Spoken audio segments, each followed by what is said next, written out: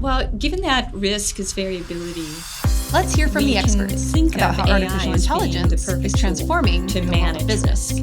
I'm Katie Gaertner, and this is Unsupervised.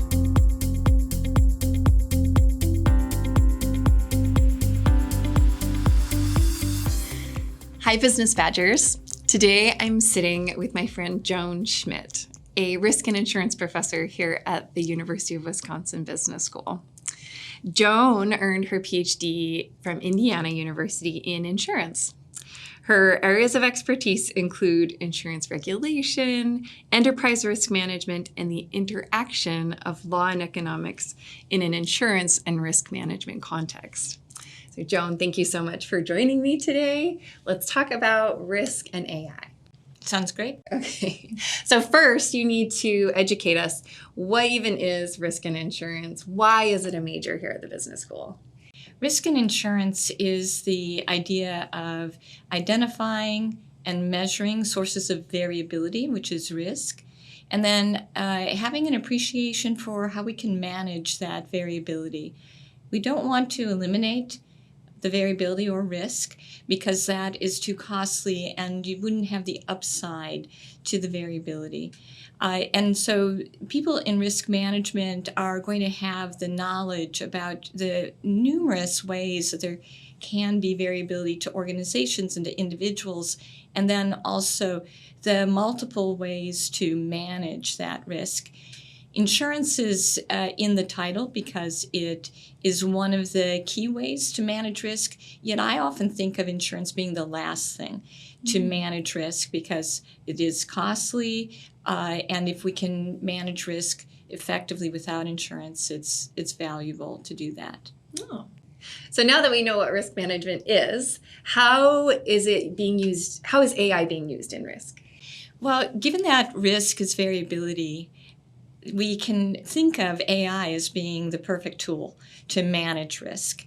And one of the aspects that I did not mention when I described what risk management is that every aspect of business and everyday life involves risk. And so the more that we can predict what's going to happen, the better we're able to manage. So that's a first part. And organizations have been using artificial intelligence for decades in trying to understand what can happen and to lower that amount of risk. Then organizations are using it in insurance to identify when there are fraudulent claims that are brought forward, to make certain that they're just paying out when it's appropriate, as well as the back office types of work to make that more efficient, for chatbots as are being used in all different dimensions of work. So it's being used extensively in all dimensions of managing risk for an insurer, but also for every organization. Okay, interesting.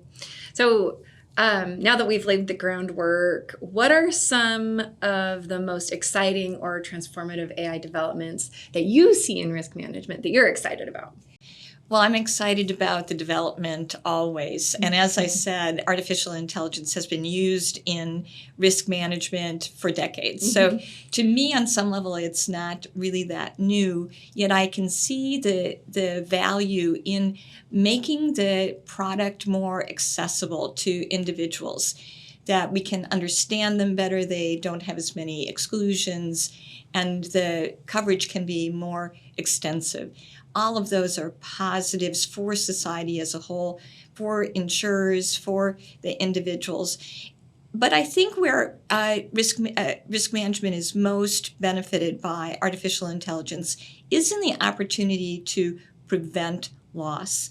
So the more that we know about what causes loss, the better we can implement techniques to reduce that likelihood, or to reduce the size of the events when they do occur. So, for example, we have the Creative Destruction Lab here at Wisconsin, which is a program for early stage startups. We're now in our 5th year of having a risk stream. And throughout those 5 years, we've seen a number of organizations that take the data on climate, for example, and try to anticipate what could happen. And when that's done well, we can implement mechanisms to make it less powerful or less likely that it happens. And so those opportunities to prevent loss are significant. And that's what makes me most excited. Again, all of society benefits when the losses don't ever happen. And so that's good for everyone when we can do that. Yeah. Okay. That is exciting. I agree. Can you share with us some examples of how AI is changing the way companies and risk compete and how they're adapting their business models or practices to incorporate these emerging technologies? So I'm probably a bit of an unusual individual that I'm not seeing massive changes in the industry, again, because AI has been around for a long time in insurance and risk management. But I do see the opportunities being greater, that insurers are moving to a place where they're not paying for loss, they're preventing loss. And that makes me really excited, and I see that change happening somewhat slowly, but I could see a tipping point where it then becomes the dominant view of you don't buy insurance to pay for loss, you buy the insurance for the expertise the insurer has because they are bringing together all of the data and can prevent loss. Or it might be that organizations develop that don't accept the payment of loss and they're just using the data to prevent. So that's one of the areas that I am most excited about. And then again, being more efficient. Insurers spend about 30% of every premium dollar on just the activities of their operations. And the more efficient they can be, then obviously it makes insurance less expensive, more available, and again, everyone wins. That's not very exciting, but to the extent that the insurers can do that, they will be the successful organizations. So one thing in preparing for talking with you, Katie, that I've been thinking about is this notion of small organizations versus large. The large organizations are going to have access to more data, and data are the limiting factor of the use of artificial intelligence. And I don't know if that's going to make larger organizations more able to implement these techniques. And what will happen then to the smaller? Will the larger sell the data, or will there just be data warehouses? I think of Google as being a data company. Are they just going to sell that information and then the small companies can use it? So that's where I think the competition generates from having good and plentiful data is where the real competition arises. I've heard it said that data is the new oil. Yes, and I agree. Yeah. Yeah. All right. So given that the industry is changing and that there's these new tools available, how do you see roles in risk management changing? And specifically, what skills are becoming important for our risk students as they get ready to prepare for the job market? What is your advice for them?